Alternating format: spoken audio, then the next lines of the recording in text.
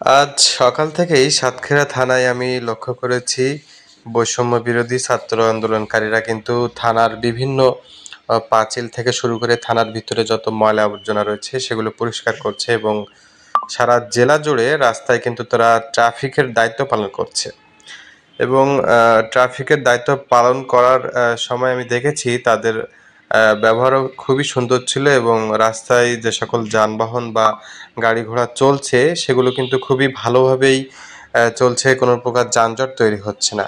এবং ছাত্ররা একটি জিনিস কিন্তু বারবার বলছেন যে আপনারা যারা মোটরসাইকেল আরোহী রয়েছেন তারা সকলে হেলমেট ব্যবহার করবেন, কেননা এটি আপনাদের জন্য খুবই জরুরি। তো এই সকল নানা সচেতনতামূলক কথা কিন্তু তারা আরোহীদের বলছেন এবং সবসময় রাস্তার ধারে যেভাবে যাওয়া উচিত মূলত ঠিক সেইভাবেই কিন্তু তারা যেতে বাধ্য করছেন এক প্রকার। এবং এই নিয়মে যদি চলতে থাকে তাহলে যানজটও অনেক কমবে এবং সড়ক দুর্ঘটনাও অনেক কমতে পারে বলে আমি মনে করছি।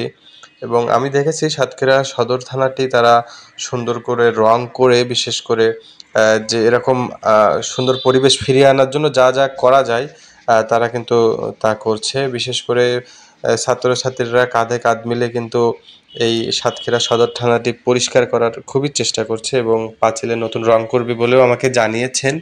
এবং তারা বলেছে তাদের বর্তমান কাজ শেষ হলে তারা কিন্তু এই সাতক্ষীরা সদর থানা টি পুনরায় রং করে তারা একটা নতুন রূপ ফিরিয়ে আনবে এবং তারা এটাও বলেছেন যে তারা ফান্ড তৈরি করেছে, তারা ইচ্ছামতো সবাই যে যা পারে দিচ্ছে, পাশাপাশি স্থানীয় ব্যবসায়ী থেকে শুরু করে অনেকেই কিন্তু তাদেরকে হেল্প করছে, যে টাকা দিয়ে কিন্তু তারা এই থানাটি রং করবে বলে আমাদেরকে জানিয়েছে।